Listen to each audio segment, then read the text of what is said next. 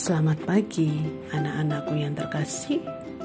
Selamat berjumpa kembali di hari yang baru ini. Mari kita awali seluruh kegiatan kita pada hari ini dengan berdoa, mendengarkan sabda Tuhan, dan merenungkan sabda Tuhan untuk sepanjang hari ini.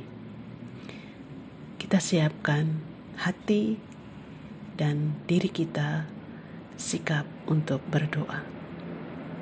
Dalam nama Bapa dan Putra dan Roh Kudus. Amin. Selamat pagi ya Bapa.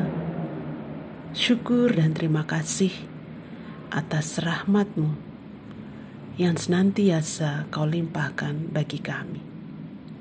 Syukur atas hari baru, atas nafas kehidupan baru yang masih boleh kami rasakan, kami terima karena kasih-Mu bagi kami masing-masing pada saat ini. Bapa yang Maha Kasih, kami mohon berkat-Mu, bukalah hati dan budi kami, seluruh diri kami, untuk mendengarkan sabda-Mu, agar kami boleh semakin bertumbuh, berkembang, dalam iman, harapan, dan kasih. Terlebih agar kami semakin mengenal Engkau lewat sabda-Mu yang akan kami baca dan kami renungkan pada hari ini. Dari Injil Matius, bab 5 ayat 17 sampai 19. Janganlah kamu menyangka bahwa aku datang untuk meniadakan hukum Taurat atau kitab para nabi. Aku datang bukan untuk meniadakannya, melainkan untuk menggenapinya.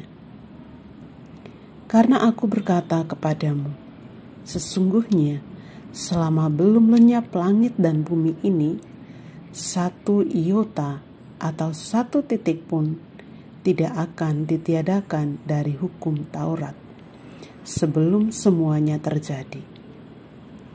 Karena itu, siapa yang meniadakan salah satu perintah hukum Taurat, sekalipun yang paling kecil, dan mengajarkannya demikian kepada orang lain, ia akan menduduki tempat yang paling rendah dalam kerajaan surga.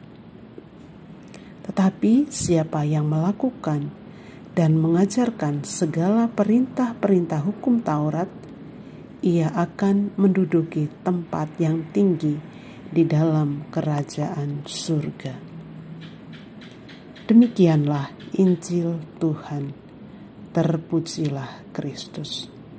Dari bacaan Injil yang baru saja kita dengarkan tadi, menceritakan kepada kita Yesus yang datang bukan untuk meniadakan hukum Taurat, melainkan untuk menggenapinya. Jika kita ingat, Yesus yang melakukan karyanya pada hari Sabat yang dipandang melanggar hukum Taurat. Sebuah hukum adalah sarana untuk mencapai suatu tujuan, yaitu untuk kebaikan kita bersama. Jika hukum itu tidak bisa lagi menjadi sarana untuk mencapai suatu tujuan, maka hukum tersebut penting untuk dikaji kembali atau perlu kita untuk melihatnya kembali. Sama seperti Yesus yang taat pada hukum Taurat, karena sekali lagi adalah identitas Yesus yang merupakan seorang Yahudi. Kita tahu latar belakang Yesus seperti apa. Dia adalah orang Yahudi yang memang patut dan taat tunduk pada hukum Taurat. Yesus tetap konsekuen dengan keberadaan dirinya. Jika ada sarana lain yang lebih sesuai dengan atau untuk mencapai tujuan tersebut, maka penting untuk dipertimbangkan sebagai sebuah langkah tindakan selagi tindakan itu baik. Beberapa contoh yang bisa kita temui, misalnya pada akhir-akhir ini virus corona atau pandemi ini belum berakhir, dan bahkan angka kasus positif makin meningkat, meskipun angka kesembuhan makin meningkat, dan ternyata angka kematian itu juga semakin meningkat. Meskipun beberapa usaha yang dilakukan pemerintah seperti memberikan vaksin dan sebagainya tetap diusahakan dan dijalankan sampai hari ini. Kemudian aturan yang berlaku pada kita yang nyata dalam kehidupan kita adalah kita harus belajar dari rumah atau PJJ. Nah, sampai hari ini memang aturannya baku seperti itu. Jadi anak-anak belajar dari rumah. Tetapi dalam perjalanan waktu setelah sekian lama, hampir sudah setahun lebih kita PJJ, tentu semua sudah mengalami kecapean, letih, lelah, jenuh, bosan, dan sebagainya. Aturan melarang kita untuk tidak sekolah secara offline. Tetapi karena ada hal-hal yang mendesak, hal-hal yang perlu kita kaji ulang dan bisa kita pertanggungjawabkan adalah ketika ada teman-teman kita yang tidak bisa PJJ di rumah, berbagai macam alasan, ya, tentu dengan berbagai macam pertimbangan dan butuh refleksi dan ketajaman hati untuk bisa memutuskan ini. Maka beberapa anak yang memang diperlukan dan diusahakan akhirnya mau tidak mau harus PJJ dari sekolah agar tetap bisa mengikuti pembelajaran secara online tetapi dari lingkup yang dekat atau di sekolah. Ketika ada anak-anak yang masih PJJ dari rumah, artinya mereka sudah mampu. Ini yang mau ditekankan. Ada hukum, tetapi hukum itu dibuat oleh manusia. Aturan itu dibuat oleh manusia. Bukan manusia hidup untuk aturan, tetapi aturan dibuat untuk hidup kita. Supaya seperti yang tadi dikatakan, bahwa untuk memperlancar apa yang menjadi tujuan hidup kita, memperlancar PJJ kita.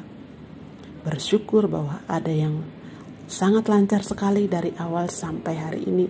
Tetapi ada teman-teman kita yang memang kita tidak mati pada aturan yang telah kita buat, tetapi kita bisa memberi kelonggaran itu, tetapi dengan satu catatan bahwa tetap mengikuti protokol kesehatan dengan secara ketat. Refleksi bagi kita sebagai umat beriman yang juga memiliki iman kepada Tuhan yang kita imani masing-masing, dan sebagai masyarakat, sebagai seorang pendidik, sebagai seorang pelajar, atau siapapun kita, bahkan orang tua kita. Saat ini, marilah kita hidup secara konsekuen pada apa yang telah kita mulai, apa yang telah kita jalani saat ini, dan kita setiai sampai akhir. Taat pada hukum yang ada. Selain itu juga kita harus bersikap konsekuen atau sesuai dengan memang sesuatu yang sangat membutuhkan atau sangat realistis, maka kita tetap melihat apa yang mendesak, apa yang harus kita dahulukan, dan apa yang harus kita kemudiankan. Semoga hari ini dan sabda Tuhan ini semakin meneguhkan kita, menambah semangat belajar kita, dan menguatkan iman kita.